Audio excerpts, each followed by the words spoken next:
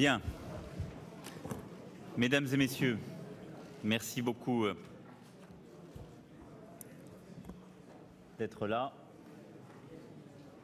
Je pense que les délégations vont pouvoir s'installer.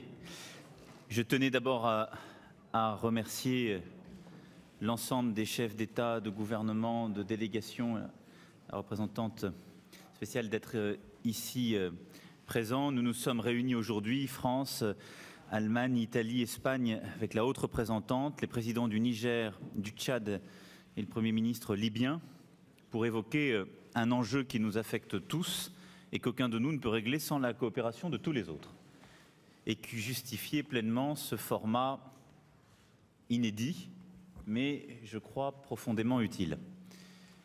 Je veux, au nom de tous et toutes, avant tout réitérer le mot de solidarité à l'égard de Mariano Rajoy et de l'Espagne suite à l'odieux attentat qui a frappé son pays et qui, évidemment, a tué non seulement des ressortissants espagnols, mais nombre de ressortissants européens et non européens. Attentat qui a encore une fois frappé la jeunesse, un lieu de fête et d'ouverture, qui vient après une série d'autres attentats qui se sont déroulés durant l'été, aussi bien en Europe qu'en Afrique.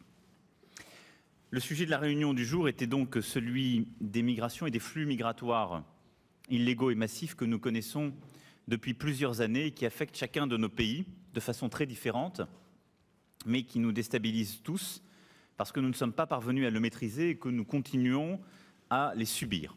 Il y a d'abord eu la route de la Méditerranée orientale, où les flux se sont aujourd'hui considérablement réduits. C'est sur les routes de la Méditerranée centrale, aujourd'hui, que les problèmes se concentrent, même si, durant les mois de juillet et août, les flux ont baissé, et de la Méditerranée occidentale, où les flux augmentent à nouveau, que se portent nos préoccupations.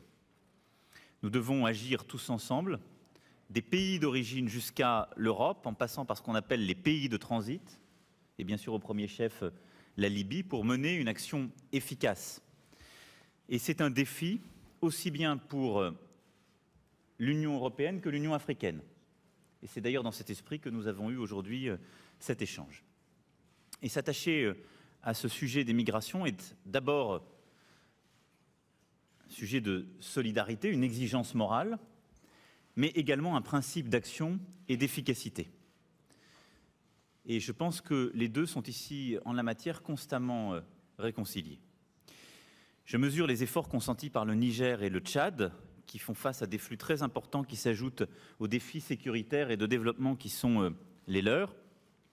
Et je remercie le Premier ministre Sarraj d'être ici présent, car la Libye est elle aussi déstabilisée par les flux migratoires massifs qui viennent du Sud, alors même qu'elle est, on le sait bien, face à des défis internes extrêmement conséquents.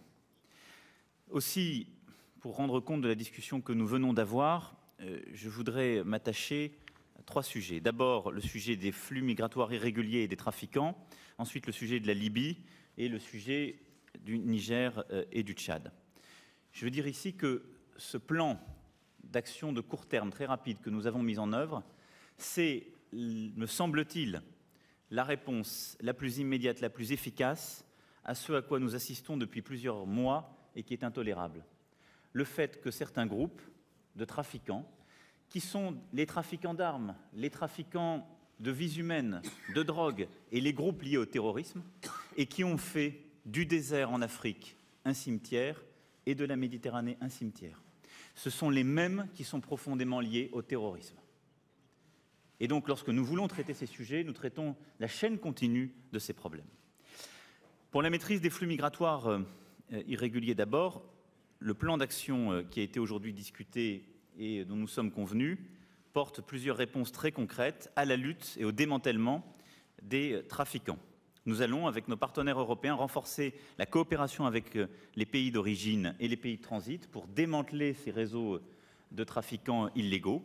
Depuis juin 2016, le Niger a commencé un travail extrêmement conséquent que je veux saluer et qui a produit des premiers résultats. C'est cela que nous voulons généraliser, aider le Tchad à le mettre en œuvre, la Libye également, et permettre un démantèlement à travers l'identification des coupables, à travers un vrai travail sécuritaire et judiciaire pour démanteler ces réseaux, et une aide au retour dans les pays d'origine. À cela s'ajoutent les mécanismes de contrôle aux frontières, les actions ciblées, mais également le développement économique des communautés locales qui permettent à celles et ceux qui sont parfois tombés dans le trafic ou l'économie du trafic de trouver d'autres perspectives locales de développement. Je crois que ce qui a été fait en particulier entre l'Italie et la Libye ces derniers temps est un parfait exemple de ce vers quoi nous souhaitons tendre. Deuxième point, pour ce qui est de la Libye, nous souhaitons approfondir notre action commune pour une stabilisation et une transition politique inclusive sous l'égide des Nations Unies. L'amélioration de la situation sécuritaire dans ce pays est une nécessité absolue pour la paix et elle est sans alternative pour la maîtrise des flux migratoires. Nous avons les uns et les autres pris durant les dernières semaines plusieurs initiatives en ce sens et je veux saluer le travail du Premier ministre Sarraj à cet égard. L'Italie a pris une initiative importante pour ce qui est des côtes libyennes avec une efficacité dès cet été. L'Allemagne a mobilisé des moyens très importants dans ce sens. La France a accueilli une réunion importante à la Celle-Saint-Cloud justement pour accompagner le processus politique. Ce sont ces efforts que nous allons poursuivre en lien direct avec les autorités libyennes pour améliorer le contrôle des eaux territoriales, empêcher les trafiquants de poursuivre leur action. Et l'équipement, la formation adéquate des gardes-côtes est à cet égard un élément déterminant, de même que le processus de dialogue politique et de réconciliation. Nous avons aussi acté une coopération renforcée avec le HCR et l'Organisation internationale pour les migrations en Libye pour que des infrastructures humanitaires puissent se développer en conformité avec les normes internationales. C'est un point très important pour nous et je veux remercier le Premier ministre de sa pleine coopération sur ce sujet. C'est vrai en particulier pour les centres qui accueillent les rescapés de la Méditerranée et à cet égard, nous souhaitons véritablement que les droits de tous puissent être respectés et nous souhaitons accélérer tout ce qui est fait en ce sens. Enfin, cette réunion a permis de mettre en œuvre des actions très concrètes en amont de ces flux migratoires et en particulier dans les deux grands pays de transit en amont justement de la Libye que sont le Niger et le Tchad. Je veux ici saluer le travail des deux présidents Déby et Issoufou à cet égard, leur engagement profond pour lutter contre les trafics tels que je viens de l'évoquer et réussir à contenir ces flux. Ce que nous avons d'abord acté, je m'y étais engagé à Orléans au début de l'été, c'est de pouvoir avoir un traitement humanitaire à la hauteur de nos exigences et pouvoir, dans des zones identifiées pleinement sûres, au Niger et au Tchad, sous la supervision du HCR, identifier les ressortissants algériens qui ont droit à l'asile selon les règles actuelles et pouvoir les mettre en sécurité le plus rapidement et leur donner justement cet asile en commençant la procédure dès le territoire africain. C'est un élément important parce qu'il évite à des femmes et des hommes de prendre des risques inconsidérés dans une zone extrêmement dangereuse et qui le demeure dans une part du désert, puis en Méditerranée. Et donc nous tenons cet engagement à travers la décision qui a été prise aujourd'hui. Cette identification se fera sur les listes du HCR et des listes fermées, c'est-à-dire les migrants d'ores et déjà identifiés par le HCR et résidant dans ces deux pays de passage. C'est ensuite une action de coopération en matière de sécurité, de justice, parfois de présence militaire sur le terrain, que nous avons décidé d'acter, nous pays européens, avec le Niger et le Tchad, pour prévenir d'autres débordements et l'accroissement de ce flux vers la Libye, qui viendrait gonfler des camps de migrants déjà saturés, dans des conditions, on le sait, qui restent très difficiles. Et enfin, c'est la possibilité d'organiser un retour vers les pays d'origine, qui sera organisé à travers justement notre action directe, par des actions de coopération directe, pays par pays, avec les pays d'origine, et par une action en matière de développement à cet égard. Et je pense que c'est cet équilibre d'ensemble qui doit être respecté, parce qu'en aucun cas, les conclusions d'aujourd'hui ne reviennent à faire porter le fardeau sur le Niger et le Tchad de ces migrations qu'eux-mêmes subissent.